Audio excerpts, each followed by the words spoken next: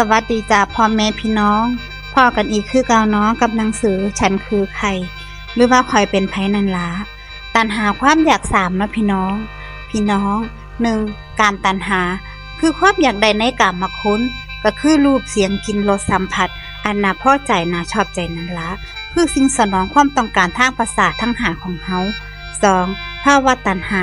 ความอยากในภาวะของตัวตนที่สิได้เป็นอย่างใดอย่างหนึ่งอยากเป็นอยากคงอยู่ตลอดไปความใคร่ความที่ประกอบด้วยสันตติทินนำละ3. มีภาวะตัณหาความอยากในความพาคนไปแห่งตัวตนจากความเป็นอย่างใดอย่างหนึ่งอาจบ่ปรารถนาอยากทำร้ายอยากรับสูญความใคร่อย่างที่ประกอบด้วยอุเฉททิฏฐินันละเนาะตัณหา6นะพี่น้อง 1. รูปตัณหาอยากได้รูป 2. สัทธาตัณหาอยากได้เสียง 3. คทาตัณหาอยากได้กลิ่น 4. รสตัณหาอยากได้รส 5. โผฏฐัพพตัณหาอยากได้โผฏฐัพพะ 6. ธรรมตัณหาอยากได้ธรรมะร่มนั่นล่ะพี่น้องตัณหาเนาะพี่น้องแต่ถ้าตัดว่าท่านมาเป็นหยังดอกตัณหาก็เกิดทันทีตัณหาขับไปติดอยู่ติดในอีหยังติดอยู่ในกามคุณอันน่าใคร่น่าพอใจคือติดอยู่ในรูปเสียงกลิ่นรสสัมผัสไอ้ที่ติดกันแทบตายก็คือติดอยู่ในหาอย่างนี่ล่ะพระพุทธเจ้าเพิ่นเปรียบเทียบแบบนี้ไว้หลายคือจังว่าผู้ซ้ำมักผู้หญิงนี่มักอีหยังก็มักย้อนรูปเสียงกลิ่นรสสัมผัสของผู้หญิงนั่นล่ะที่ผู้หญิงมักผู้ชายก็มักย้อนอีหยังก็มักย้อนรูปเสียงกลิ่นรสสัมผัสของผู้ชายคือกันนั่นล่ะและไอ้ที่ติดอยู่เนี่ยติดแค่นี้เองเนาะบ่ได้ติดเรื่องอีหยังอื่นเลยอันนี้เขาเอิ้นกันว่าติดอยู่ในกามคุณเนาะที่นี่ขณะที่เฮานั่งอยู่เนี่ยเฮามักความรุ่มร่วนของสมาธิที่มันกำลังเกิดขึ้นมาเดี๋ยวนี้เฮามักในนิมิตแสงสีเสียงที่เกิดขึ้นในภายในตอนนี้พอเห็นขึ้นมามันก็ติดอกติดใจไอ้ที่ติดนั่นก็คือติดอยู่ในภพที่เพิ่นเอิ้นว่าภาวะตัณหานั่นล่ะพี่น้องการติดอยู่ในรูปฌานนี้พอจิตมันสิละเอียดถึงระดับฌานขึ้นมาแล้วนิ่งอยู่ในอารมณ์ใดอารมณ์หนึ่งอย่างเดียวเลยมันบ่ซัดสายไปมาเลยบ่เกี่ยวกับแสงสีเสียงอีหยังแล้วเพราะขณะนั้นอารมณ์เป็นฌานแล้วคือวิตกวิจารปิติสุขเอกคตาสุขมหาศาลใครเคยเข้าถึงฌานใดก็สิรู้สึกได้เลยว่ามันสุขหลายอีหลีข้านี่พอมันสุขมหาศาลมันเป็นจังใดก็ยึดเอาไว้ว่ากูเก่งกูแน่มันเที่ยงมันเห็นแต่ความเที่ยงหน้าไอ้ฌานนี่เพราะว่ามันสามารถที่สิอยู่ในอารมณ์อย่างเดียวได้แต่ว่าโดนได้เป็น5 นาที10 นาทีเป็นชั่วโมงก็ได้เป็น7 มื้อก็มีสำหรับคนบางคนที่เขาฌานเก่งๆนั่นเนาะพี่น้องถามว่าคนบ่ได้ฌานนั่งซื่อๆเฉยๆ7 มื้อได้บ่ลองมานั่งเบิ่งแหมสิเฮ็ดได้บ่สินั่งได้บ่นั่งกัดฟันกอดๆถ้าผ่านมื้อแรกไปได้ละเอาผ่านขึ้นแรกไปได้ก็เก่งแล้วมันก็สิเริ่มทนไหวขึ้นมามันอยู่ได้ถ้าคนใจถึงเนี่ยจักหน่อยเขาก็สินั่งได้7 มื้อคือกันนั่นล่ะผู้เขียนเพิ่นเคยพอดพายุองค์หนึ่งหมู่กันนี่ล่ะเพิ่นเว้าให้ฟังมื้อแรกก็ทรมานพอต่อมาทนได้อยู่นั่งเฉยๆเนี่ย7 มื้อเคยเห็นภาพบางองค์เพิ่นนั่งแต่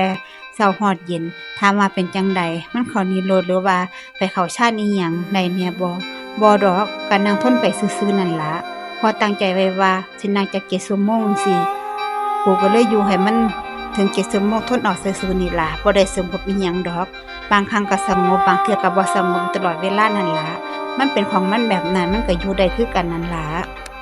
ฉะนั้นบ่ต้องเว้าถึงถ้าเป็นรูปฌานอรูปฌานพวกนี้นะถ้าจิตเข้าไปลงติดเนี่ยมันสุขมหาศาลเลยล่ะ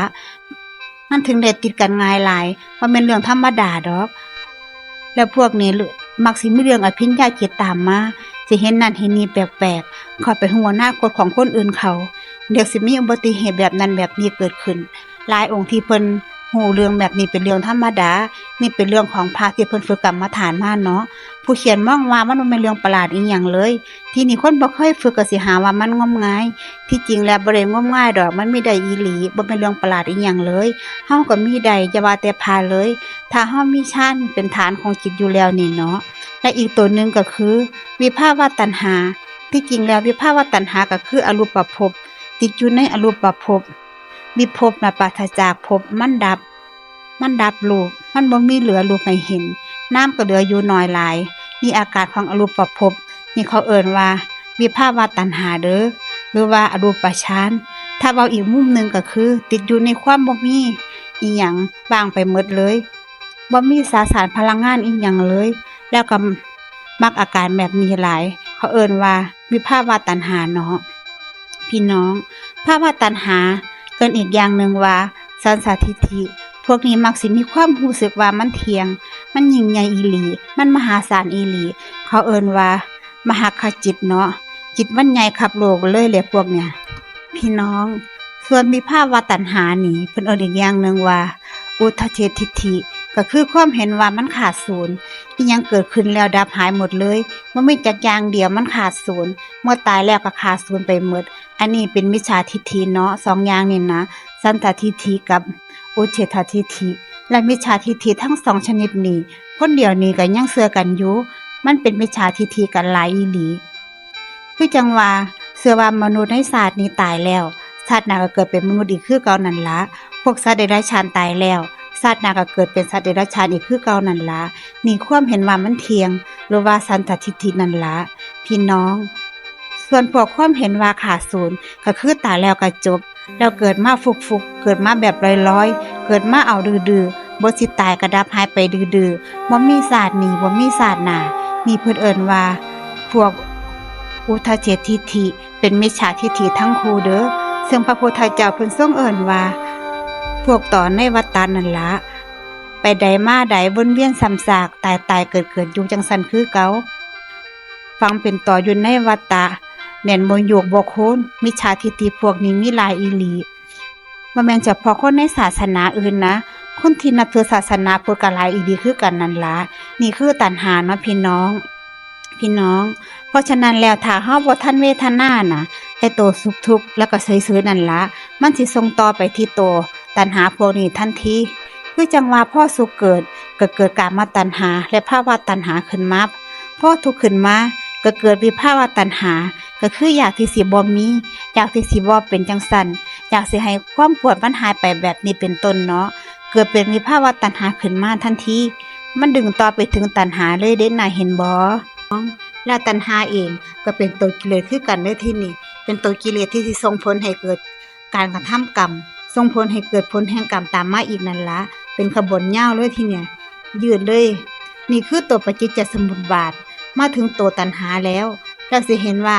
ทุกครั้งที่มีความอยากทุกตามมาทันทีเด้มันสิเห็นแบบนี้ทุกครั้งที่เฮาบ่มักมันสิเป็นโทสะไอ้เจ้าโทสะนี่ล่ะเพิ่นเอิ้นว่าวิภาวะตัณหาก็ได้เด้เพราะว่าบ่อยากให้มันเป็นแบบนั้นบ่อยากให้มันเป็นแบบนี้แบบนั้นนั่นล่ะพอมันเครียดขึ้นมาจิตมันก็สิทุกข์ขึ้นมาทันทีตามมาเป็นขบวนอย่างนี้ทันทีนั่นล่ะนี่เป็นเรื่องธรรมชาติที่มันเป็นอยู่เนาะพี่น้องฉะนั้นเวลาเฮาฝึกกรรมฐานก็คือฝึกเพื่อตัดวงจรของมันวงจรข้างในนี้เองนะแบบหนึ่งที่ยิบเรียกว่าวินาทีนึงเลยซ้ำไปเป็นล้านทอเลยล่ะเพราะฉะนั้นแล้วถ้าเฮาเข้าไปเห็นตัวนี้ได้ล่ะมันสิว่างลงไปมันสิเหลือเห็นเองโอ้ตัวตนบ่มีเลยมีแต่วงจรของปฏิจจสมุปบาทที่มันเฮ็ดงานอยู่โดยธรรมชาติแค่นั้นเองมันสิเป็นอาการแบบนี้ทันทีนั่นเนาะพี่น้องตัณหานี่ก็เป็นกิเลสที่อยู่ในกลุ่มของโลภะบางที่ก็เอิ้นว่าราคะที่จริงแล้วอันเดียวกันทั้งหมดนั่นล่ะราคะตัณหาโลภะ3ตัวเนี่ยเป็นกลุ่มกิเลสที่หน้าตาน่ารักจักหน่อยนึงเนาะพี่น้องมันสิอยากได้นั่นสิอยากได้นี่มันมักอันนั้นจิตชอบมันนี่มักดาราผู้นั้นมักนักร้องผู้นี้หรือว่าอยากแต่งเนื้อแต่งตัวให้มันหล่อให้มันงามนี่เป็นอาการของมันทั้งหมดนั่นล่ะหรือว่าอยากกินอันนั้นอยากกินอันนี้เป็นต้นนั่นล่ะนั่งสมาธิอยู่แต่ก็อยากได้พกจักขวดอีหยังประมาณนี้นั่นล่ะเห็นอาการแล้วอยากกินขึ้นมาทันทีนี่เลยแล้วมันแปลกเนาะบางคนนั่งจนน้ำลายไหลนั่งสมาธิไปก็นั่งนึกถึงของกินอยากกินหลายจนน้ำลายไหลย่อยออกมาที่แปลกอีกอย่างนึงก็คือถ้าอยากกินอีหยังเดี๋ยวมื้ออื่นก็มีคนเอามาให้กินได้อีหลีนั่นล่ะมันเป็นเรื่องประหลาดแบบนึงอีหลีเด้พอมาหลายแล้วแบบนี้พี่น้องพระได้รูปก็เป็นแบบนั้นคือกันผู้เขียนเองเพิ่นก็เคยเป็น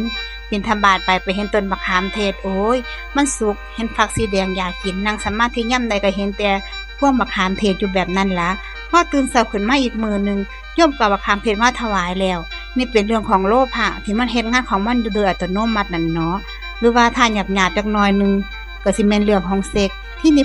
พ่อสิเว้าในมุมใดมุมหนึงก็ตามมันบ่พ้นจากรูปเสียงกลิ่นรสดอกหรือว่าสัมผัสทั้งหมดเลยเนาะลองไปเบิ่งเด้อรูปเสียงกลิ่นรสสัมผัสที่น่าคายน่าพอใจนั่นล่ะพี่น้องขอกราบขอบพระคุณและอนุโมทนาบุญกับทุกๆท่านที่รับฟังจนจบคลิปเนาะพบกันใหม่ในคลิปหน้าเนาะพี่น้อง